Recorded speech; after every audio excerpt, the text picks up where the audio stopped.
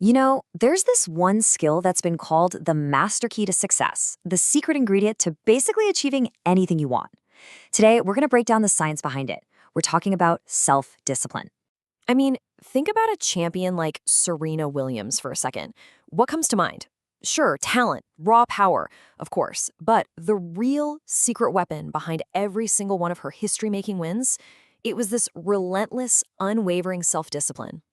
That's the stuff that turns raw potential into actual reality. So, okay, let's pull back the curtain on this so-called champion's secret. What actually is self-discipline when you strip away all the hype and the myths? Well, here's the core of it. Self-discipline is really just the power to choose. It's the skill of saying no to that easy, short-term thing like, scrolling on your phone for another hour, in favor of something much more valuable down the road, like finishing that project or actually getting to the gym. It's a huge cornerstone of positive psychology. Now, what's really fascinating is that this isn't just about having a strong mindset or, willpower. Self-discipline is a physical process. It literally rewires and strengthens your brain. And it all kicks off right up here, in the front of your brain, your prefrontal cortex. Think of it like the CEO of your mind. It's in charge of the big stuff, decision-making, planning, and self-control. And every time you practice discipline, this is the area that just lights up. And here's the cool part. Your brain has its own built-in reward cycle for this. So you resist a distraction. Right away, your prefrontal cortex gets to work. Then your brain gives you this little hit of dopamine as a reward. That good feeling reinforces the behavior, making those neural pathways for focus stronger. And, well, it just makes it that much easier to be disciplined the next time around. And the payoff for building up these pathways is huge. We're not just talking about a feeling here. Research shows it's a measurable, biological change. By regularly practicing self-control, you can actually lower your stress levels by up to 15%. You're literally building a more focused, more resilient mind. So, okay, that's the science, but what does this actually look like in our day-to-day lives? Let's talk about the real, tangible benefits you get from building this mental muscle. And the numbers here are just staggering. Studies show that highly disciplined people see these incredible boosts across the board. We're talking a 35% jump in productivity, a 25% increase in confidence, and a 30% rise in just overall well-being. I mean, come on, these are seriously life-changing numbers. You see, this one skill creates this powerful ripple effect. It gets your motivation going, it cuts through all that mental chaos of modern life, and it builds this deep belief in your own abilities, what psychologists call self-efficacy.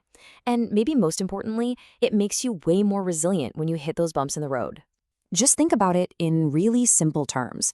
It's that quiet confidence a student feels walking into an exam, just knowing they put in the work. Or it's that sense of calm a freelancer has because they're on top of their deadlines, not because they got lucky, but because of deliberate, disciplined effort day after day. Okay, I know, this all sounds great in theory, but how do we actually start building this skill? Let's get super practical with a simple 2-part playbook you can start using today. First up, we have what I call the self-discipline map.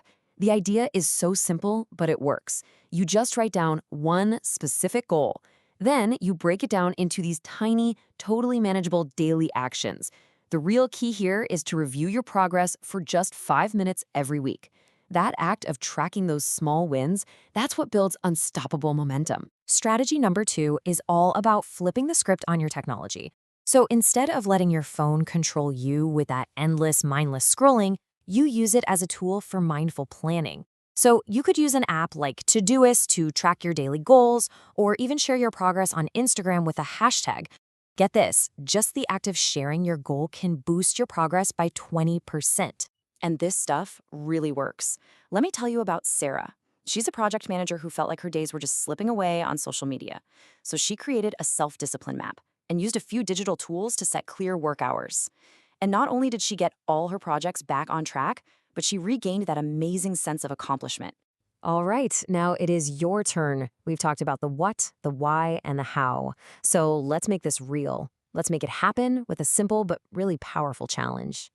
And as we do this, I want you to remember this quote from Roy Baumeister, one of the leading researchers in this field. It just captures the whole idea perfectly. This is not some trait you're born with or without. It's a skill. It's a muscle that every single one of us can make stronger with practice. So here is your challenge. For the next 7 days, I want you to pick one small, disciplined goal. And at the end of each day, just take 5 minutes to journal about your progress. You can use a plain notebook, an app, whatever works. And hey, if you're feeling brave, share your journey using the hashtag self-discipline. And definitely let us know how it goes in the comments below. Because at the end of the day, self-discipline is the start of every comeback story, every big achievement, and every dream you make real. So the only question left is, what's the very first step you're going to take?